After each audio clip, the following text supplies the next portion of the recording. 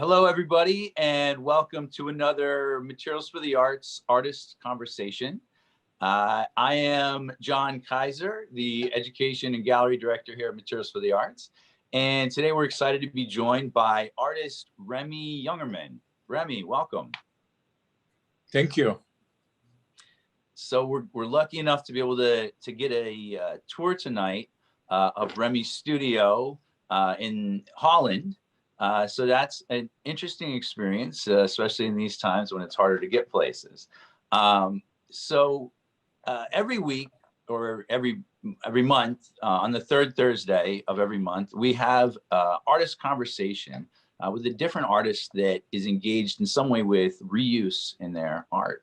And as you know, Materials for the Arts is New York's reuse facility, where we collect all sorts of amazing leftover reused materials and then donate those materials to artists.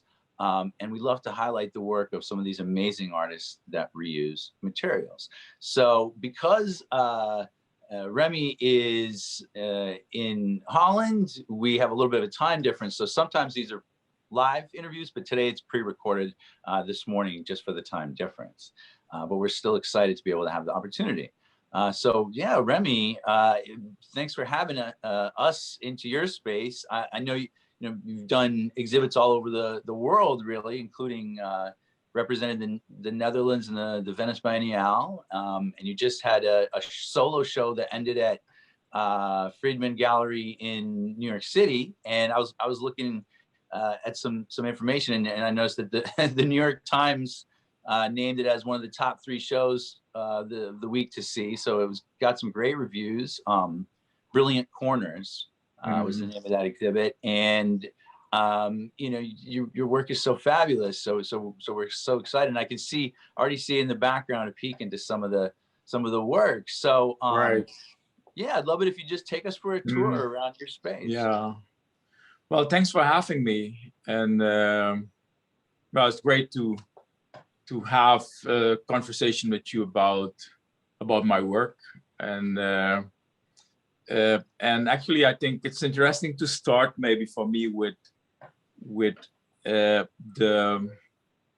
soul of Materials of the Arts, which is actually based on, which you mentioned, reuse of materials. And I was thinking about that, and I was there like, the way I'm using materials is maybe a different way of reusing.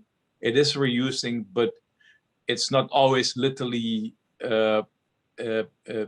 taking materials that comes out of that has maybe always been used. It depends, in my case, how I take material, I give the material a different, translated differently. And the materials I'm using are textiles. Most of the textiles do come from are textiles which are used in ritual practices in Suriname, but taking them out of that context, bringing them into contemporary art, making work which might have a conversation with modernism or minimalism. It's sort of bringing the material into different contexts. And for sure, there are also elements in my work which are reused, and mainly objects like bottles, nails. But yeah, that's something I kind of immediately thought, like when I listened to you talking about the soul of Material of the Arts, which is the use or the reuse of materials. And I think, like, sad that because of the world came to a standstill, I didn't made it to be in New York for the residency I was planned to do, and I even didn't made it to my own solo show at Friedman Gallery. But the gallery did a great job, like they put up a great show. We install it virtual, and as you're saying, I got like this great review in New York Times as one of the 3 exhibitions which people should see. I think that was last week. So yeah, I'm pretty happy with that body of work which I made during actually in a year time, yeah, because the last time I managed to be in New York was after Armory. Mm-hmm. I think that's at the end of February last year. Wow. And because the borders are closed, I didn't actually made it back to New York. That's but you know, like as things do have different reasons why things are happening, you know, like it kind of gives me also the opportunity to focus and make this whole body of work, which is which the show just finished in New York. Well, yeah, I mean, I'm glad your art could travel. The art could make the trip. And then we have this kind of virtual thing too, you know, where it's like you're in, you know, literally, you know, 6 hours time difference, but we're still able to have a conversation. But yeah, Right. no, I miss the live experience. It's so good. And I mean, that to me, like when you're talking about you know, the kind of like, I don't know, maybe the like recontextualization of some of these materials and that kind of thing. That's, to me, that's why one of the things that I get so excited about with, you know, whatever you want to call it, reuse or that kind of thing, where something has a life, its previous life is still in there a little bit, and then it becomes like the story. So right, yeah, you can look at it like, I kind of like that idea actually, because if you look at that's it sort of gives you the possibility to experiment with materials or with things, or just to give them a different purpose.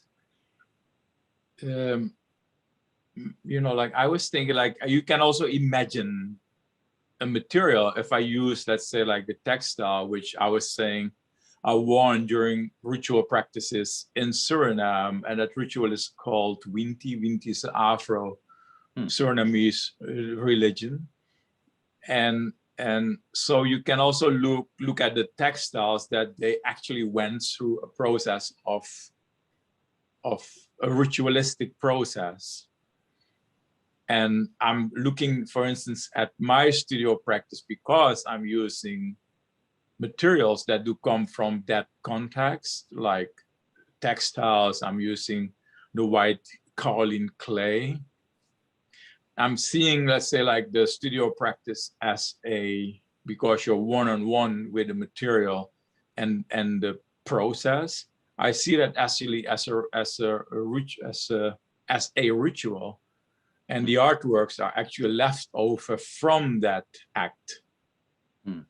And in that way, the artworks are sort of having the chance to be on their own, you know, like they sort of become adults and then they can leave the studio when they're sort of ready. But, you know, like to become adult, you're sort of also going through that process of initiation, whatever the process is for any culture or for any personal context. I kind of like the idea when I brought my son to Suriname, and I want him to see the place I was born before he became a teenager, before he became a difficult guy. And because I thought like that would be a great introduction for him. That's going to be this initiation to a culture which his dad is from, because my ancestry from mother's side is related to a Maroon group of people, Maroon tribe in Suriname. And yeah, and that's where I'm taking a lot of my inspiration also to work with that in that context.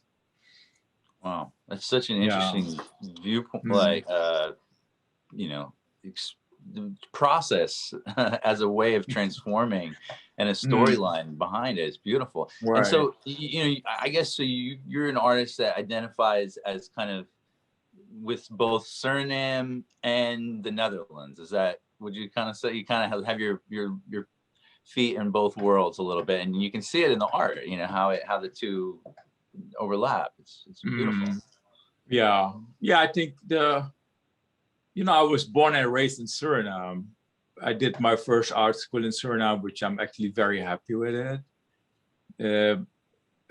because at that time in Suriname we didn't have like museums and places where you can really see the art. You know, the arts from books, and what that actually brought to me is that I kind of start to think a lot more about the things in my surrounding and connect these things with what I'm getting from art history. I think like if I was since like say in Europe or in America, in the United States, then it would have grown differently, because what I'm learning or getting from the art school, I would immediately translate it to go to the museum and then look at a piece, but I couldn't go to look at a piece. So it gives me an opportunity to look at culture, aesthetics, and how those aesthetics relate to a larger history, to larger art history. And awesome. And I think that's what actually brought me to the idea to figure out more about culture references, culture aesthetics, and how that relate to a larger thing. So Suriname is then, let's say, like a starting point, which is giving me quite a lot of information. And then living in the Netherlands is giving the opportunity to bring a conversation larger, to sort of look at development in the arts in Europe, maybe especially in the Netherlands, and how you can try to create a new language and new ideas to put things side by side, which has not been put side by side back in the days, because you had like this dominant, the dominant modernism, the dominant Western way of looking at things, and the colonial part in the world, and kind of non-Western part. Those were places where you just got inspired from, but they were not standing on their own. So my idea is now, how can you let that thing be something on itself? I was kind of always wonder, like, can we once have a conversation where we just only talk about references to that aesthetics, and then skip the Western influence? For sure, it's pretty hard to do that, but I think that might be interesting to have a conversation without talking nothing about modernism or the style or minimalism or whatever, and just focus on how, for instance, influences from Africa came to the Americas. How is that translated, and how it kind of create language on its own, which is it's I mean, it's obviously, and we could that you could trace that impact in so pretty much almost every single aspect of our contemporary culture now. You know, I think that's the most. I think that is very, very interesting, and also is very meaningful too. You know, personally, as a and also every time that kind of an investigation happens, like something really cool happens, like rock and roll, or, you know, some really amazing things, you know, come Right. out of that Yeah. investigation. I think it's so important. Yeah, no, and I see that in your work too. Like, it's so interesting in how gentle and simple, and yet it's like you're describing it, and it's like goosebumps. You know what I mean? Like, it's very interesting. Right. Yeah, and it's so important also to when we were talking about work or reactions I got from my show in at Friedman Gallery in New York, is that people were actually so happy that they could see the work, you know, like that you could stand in front of it, because if you see it digitally, it looks like a sort of like a white minimal panel with some details of color. But if you look at it, it's like a very white, serene white, and it's also like you can see the textiles underneath. So there's a lot of color going on in one of these panels, and there's a lot of color, there's a lot of rhythm, there's a lot of movement, and so yeah, I was happy when people reacted like that, because that's what I was so much looking forward to show the work while people have the experience to get close to it, to be on a few inches from the work, and you know, like you can feel it, you can smell it, and yeah, that was pretty cool. Maybe I can take you to some little details how I build up a panel. You would like that? Because I'm in the studio right now. It's going to be a little chaos because I'll take the camera out. Sounds great. It's the fun of it. We're on the ride. Buckle up. Tell me if it's clear. Yeah.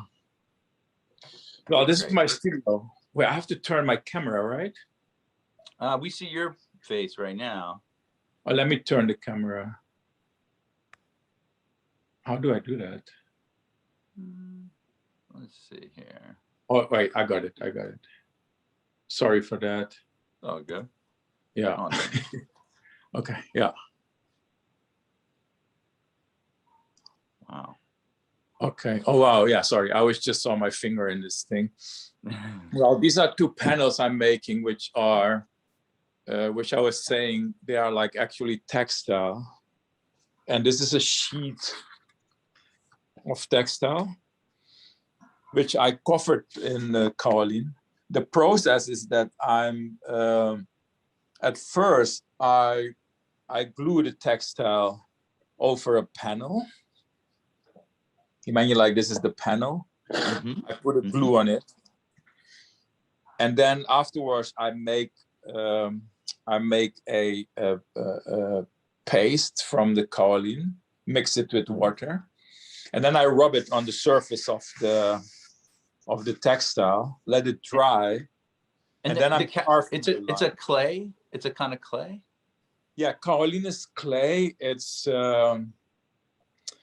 It's clay that it's porcelain is made out of kaolin. Wow. It's a very fine clay, and it's great to cast. It's also a very strong material. It's also used, for instance, in the makeup industry. An artist who used it a lot is Piero Manzoni. He made his achrome paintings. He also did bread in kaolin. Yeah, it's a very fine material. But the nice thing about this material is that it is also used in Suriname in the winter rituals, as I was talking earlier. So kaolin pimba is the Suriname name of it is pimba. It's a material that it is used as for purifying during the ritual. So as I was saying that the act in the studio is a ritual act, it's because I'm using these textiles. And these textiles all have meaning. Using the clay, rub the clay over the textile, carve the lines again on the on the top of the clay, so it revealed the textile underneath, and that's where the coloring is happening. So you see, for instance, I hope you can see it, right? Yeah, yeah. But you see the red underneath. I'll show you some green. This is a panel. Wow. Oh, wow. So you see, like, so, and then this panel is actually built from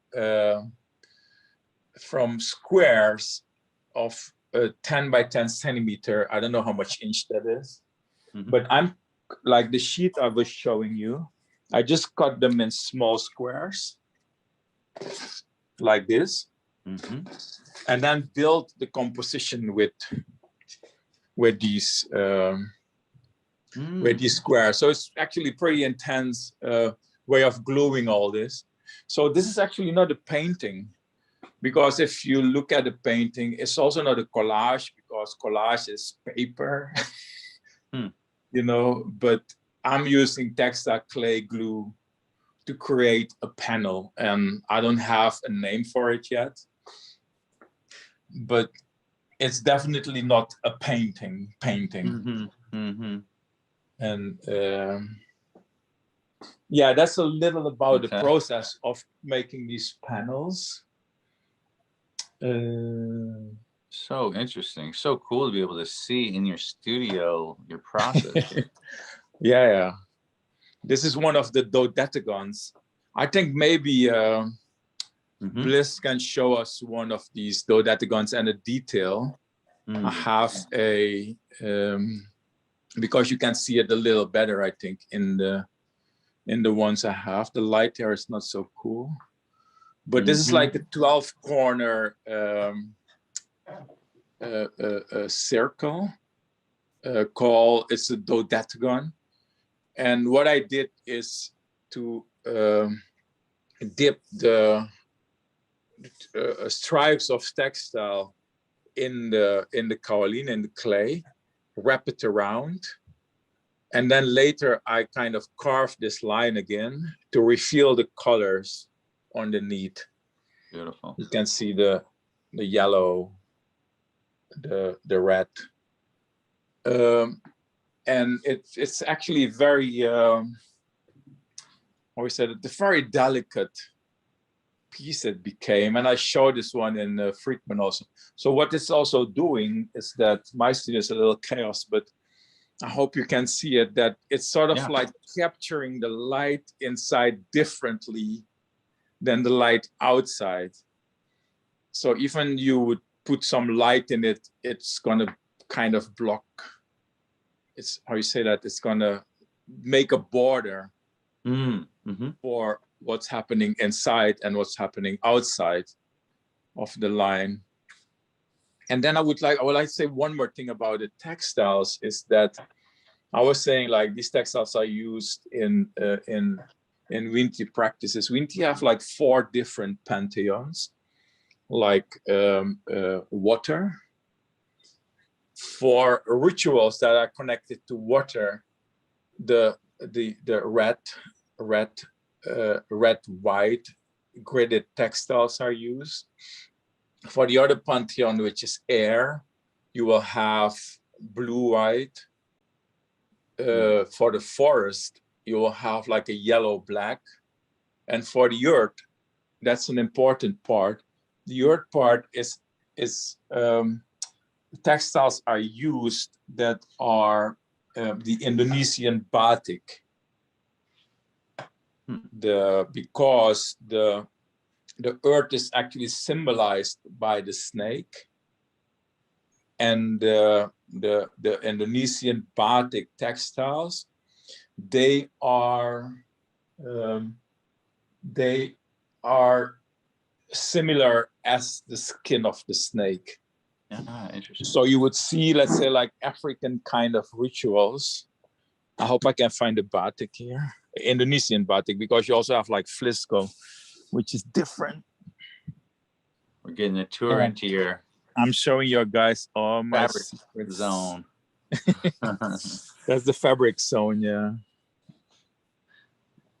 And just for everybody to know, Remy was set to be the artist in residence at Materials for the Arts this spring, and because of the quarantine was unable to come, but we plan to have him in the future. So we really want to introduce him to our fabric at Materials for the Arts.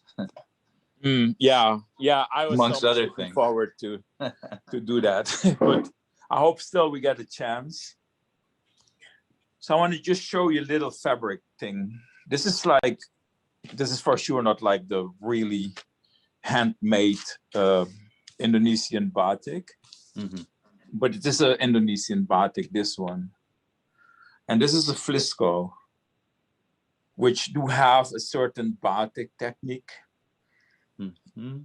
You can see the cracks from the wax. And here the cracks are a little bigger. And I'm just showing this because I've been talking about no, it's interesting. I've been talking about textiles in different ways. Absolutely. Yeah. Cool. I love that gentle and kind of understated statement of kind of the history of that textile in there, especially even in the where it's just like you were saying, just carved away, where you just see the smallest hint of it, but it's still very much there. It's interesting. And it seems like you're willing to work kind of interchangeably with like sculpture or two-dimensional, three-dimensional, and even just saying like you don't even identify as like necessarily painting, or you don't know what to call it, but and then I've seen these other pieces of yours that have almost like a three-dimensional assemblages of various pieces of wood and things like that as well. Is there? Why do you move around? You just feel the freedom, and it's whatever. No, I think like actually like making a panel or making a wall sculpture or a freestanding sculpture.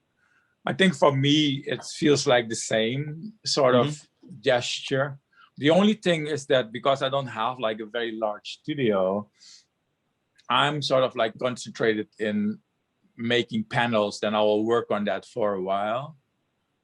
And then I will jump to make like wall pieces, which I call actually altar pieces, because I'm looking at them as a piece that is carrying something. It can carry the bottles, it carry the textile, it carries, but then it's a spatial composition of different layers of wood, different colors, and that actually, like building these things or making sculptures, do come from that. I actually always did it, and I do have. Before, when I went to art school, I was educated as a mechanical engineer. So the building, it's something which I actually like the most, and I have a lot of pleasure in making these wall sculptures, which I actually don't draw them before. I just start with the construction on the wall, and then let them grow by themselves. The one I have in, I think Bliss has that picture, this tall horizontal, which I also show at Friedman. We could show some, I think we have a couple slides we might be able to show. Yeah, of that. Yeah, I think that one is called Horizontal Obeah BEMBU, La Llorona. And that's me. I think it's the the last one of this series. But yeah, it may be fun to just see those pieces also. Yeah, absolutely. Yeah, this is like a cube constellation, like 3 cubes, 1 open cube, and then 2 closed ones. And the surface of these cubes are more or less built with the 2 different ways. You know, like one is by gluing the squares, and then one has actually like a larger part of textile, a larger part of carved textile on top of it, the open cube. And those pieces, I call them Nkisi, and Nkisi are actually the power figures in the Congo, in West Africa. So why I'm calling them Nkisi, like in between you will have like these broken bottles, and the Nkisi are actually the nail figures. But what I want to have in this piece is that the same power of the Nkisi Nkondi, of the nail figures, that's actually in the cube as a volume that is actually carrying that knowledge. So what's happening inside the cube, that's something I add in relationship to that power figure. And the hint to that power figure are sometimes nails I'm using between the layers. And in this case, I use broken bottles. So that's the hint to that power figure. But at the other hand, if you look at those pieces, we can also talk about minimalism, or the way Solowit, for instance, used the cubes in his work, the open cubes, the closed cubes. But I think like the way he used it was a different intention than the way I'm using it. So yeah. And then I think the last figure is this is like, oh wow, this is a panel, which I was just showing the way I'm building it with the squares. And the interesting about the titles, I see this one is Pimba Ajida. I'm entitling the works with words that do come from Maroon tribe vocabulary in Suriname. So I want actually the works to have a echo to a geographical place in the world.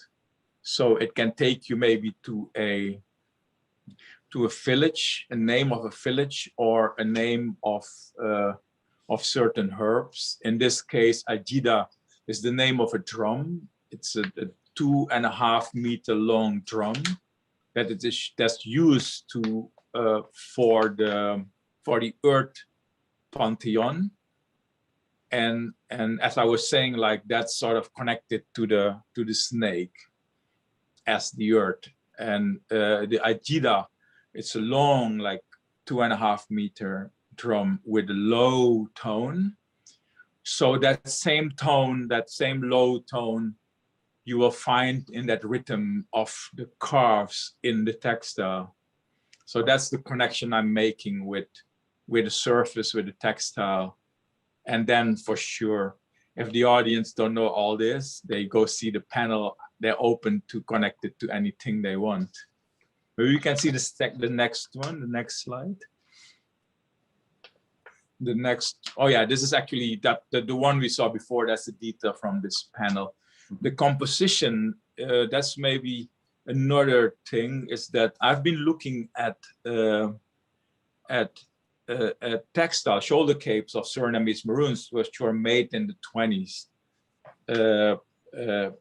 around 1920 of the last century. And they were existing from large geometric forms.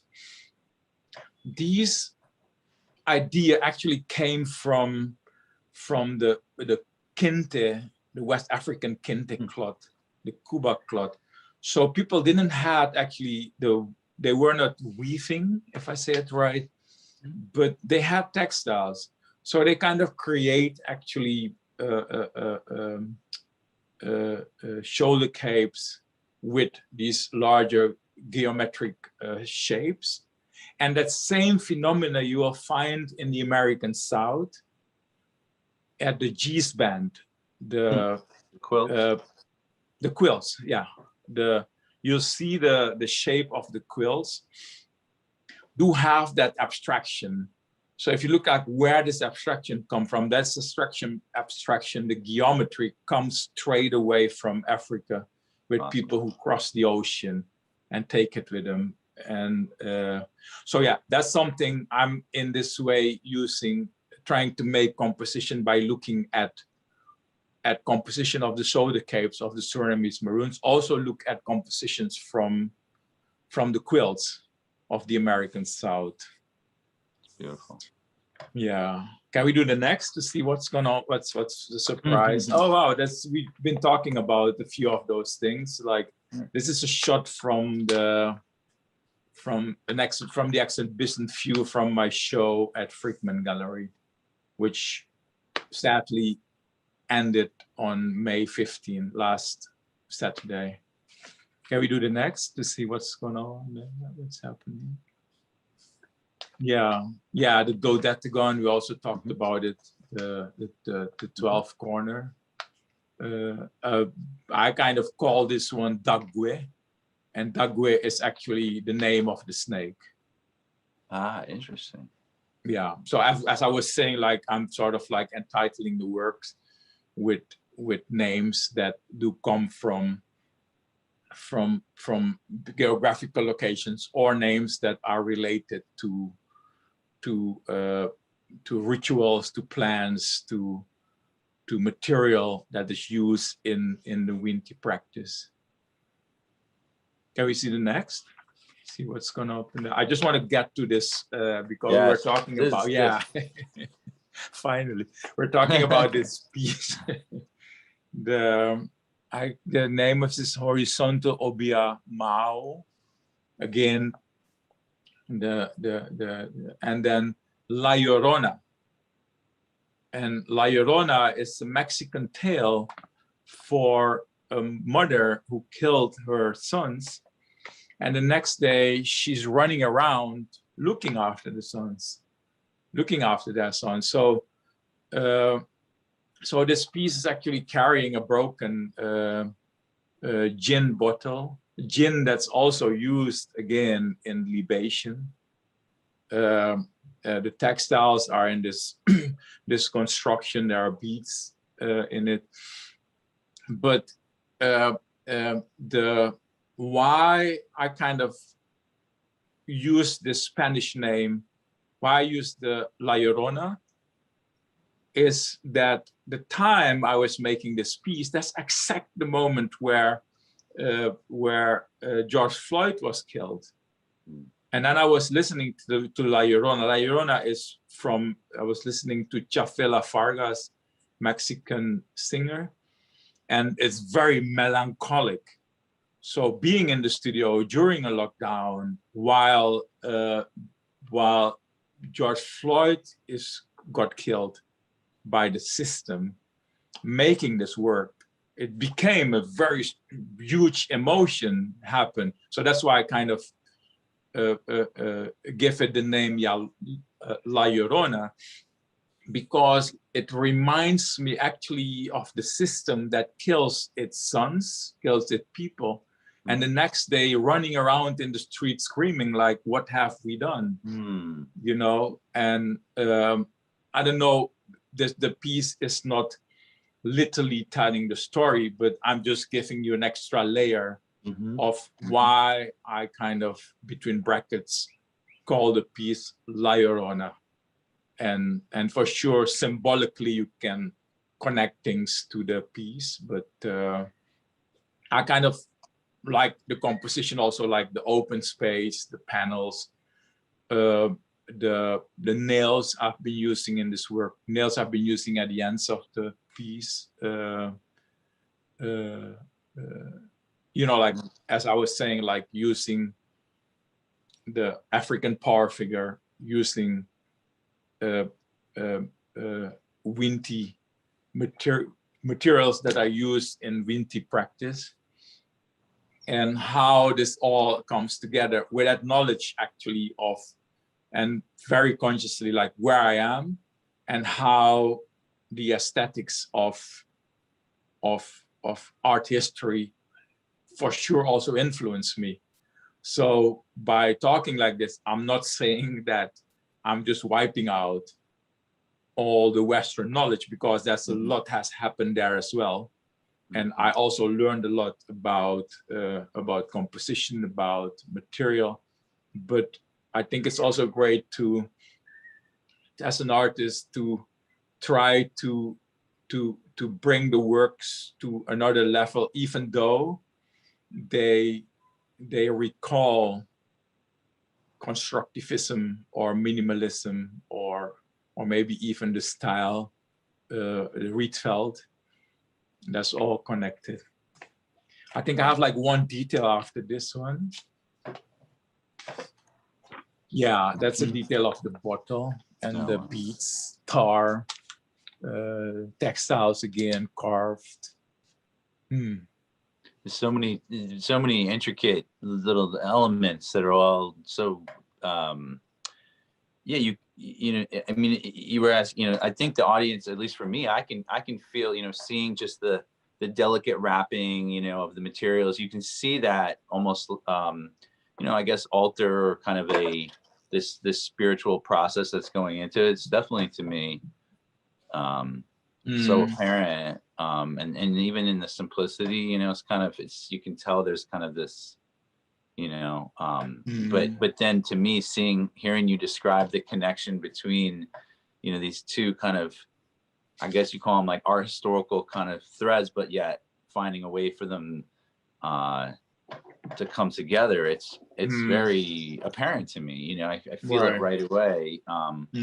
But one thing I love about art is sometimes, like, we have this whole conversation, but at the same time, you can make these objects that somehow convey that just by being there and spending time with them. Right.